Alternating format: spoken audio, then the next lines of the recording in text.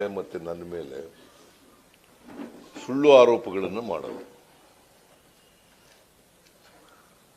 ಜೊತೆಗೆ ನಮ್ಮ ಕಾರ್ಯಕ್ರಮಗಳನ್ನು ಅಪಪ್ರಚಾರ ಮಾಡೋದು.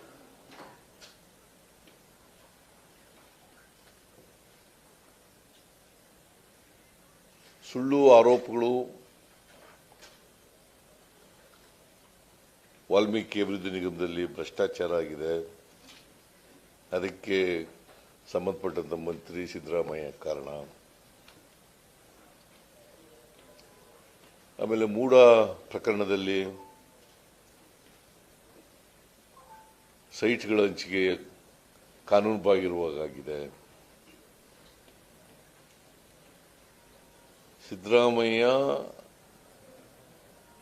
ಏನು ಪಾತ್ರ ಇಲ್ಲದೆ ಹೋದ್ರೂ ಪಾತ್ರ ಇದೆ ಅಂತೇಳಿ ಹೇಳೋದು. ಸಿದ್ದರಾಮಯ್ಯ